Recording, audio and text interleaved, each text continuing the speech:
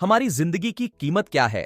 हम में से बहुत से लोग अपनी जिंदगी की वैल्यू नहीं समझते और अपने जीवन को ऐसी चीजों में बर्बाद कर देते हैं जिनसे हमारा नुकसान ही होता है। कुछ लोग अपनी जिंदगी शराब के पीछे बर्बाद कर देते हैं, तो कुछ लड़कियों के चक्कर में और कुछ अपनी सारी जिंदगी पैसा पैसा करके बर्बाद कर देते हैं। एक बार की बात है, गौतम बुद्ध अपने शिष्यों को जिंदगी से जुड़ी अच्छी बुरी चीजों का ज्ञान दे रहे थे। सभी शिष्य उनकी बातों को बहुत ध्यान से सुन रहे थे। उन सभी में एक शिष्य ऐसा था जिसे प्रश्न पूछने की बहुत आदत थी। वो उठकर गौतम बुद्ध के पास गया और उनसे बोला, आप हमें जिंदगी के बारे में जो कुछ सिखा रहे हैं उस सब का क्या फायदा?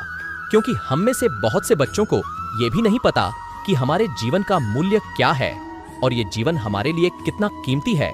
पहले आप हमें ये बताइए कि इस जीवन का मूल्य क्या है।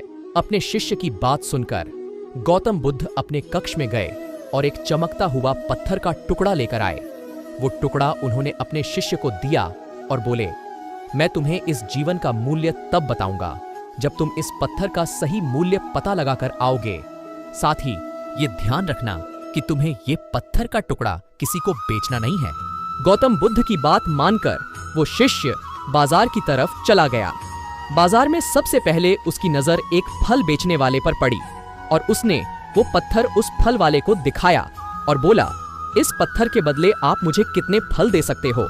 फल वाला बोला, ये पत्थर कुछ खास तो नहीं है, लेकिन फिर भी इसके बदले में तुम्हें 10 केले दे सकता हूँ।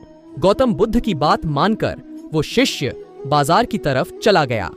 बाजार में सबसे पहले उसकी नजर एक फल बेचने वाले पर पड़ी और उसने वो पत्थर उस फल वाले को दिखाया और बोला, इस पत्थर के बदले आप मुझे कितने फल दे सकते हो?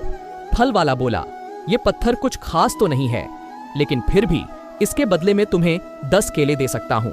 वो शिष्य उस पत्थर को लेकर आगे चला गया। फिर उसे एक सब्जी वाला मिला। शिष्य ने उस सब्जी वाले से उस पत्थर की कीमत पूछी। सब्जी वाले ने उस पत्थर को ध्यान से देखा और बोला, इस पत्थर की कीमत के बदले में तुम्हें ज्यादा से ज्यादा एक बोरी भरकर सब्जियां दे सकता हूँ। इसके बाद वो शिष्य उस पत्थर को लेकर एक सोने के व्यापारी के पास गया। उस पत्थर की टुकड़े की चमक देखते ही उस सुनार ने उसकी कीमत 100 सोने के सिक्के लगाई।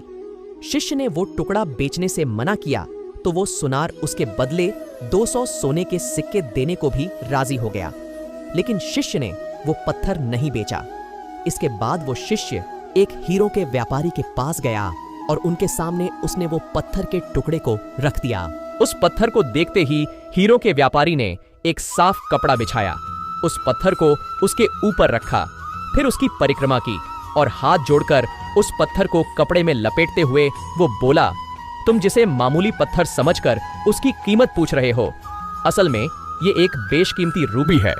ऐसा रूबी हर किसी को नहीं मिलता। मैं अगर अपना सब कुछ बेच भी दूं तो भी इसकी कीमत नहीं चुका।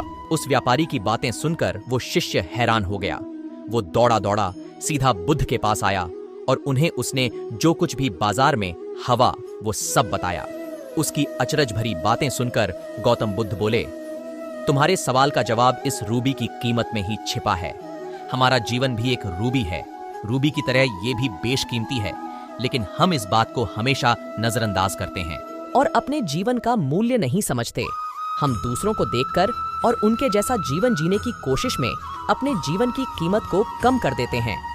हम ये सोचते हैं कि हमारी जिंदगी की कीमत वही है जो दूसरे हमें बताते हैं, लेकिन ये बात हमेशा ध्यान रखना कि सामने वाला अपनी हैसियत, बुद्धि और अपनी समझ के हिसाब से तुम्हारी कीमत लगाता है।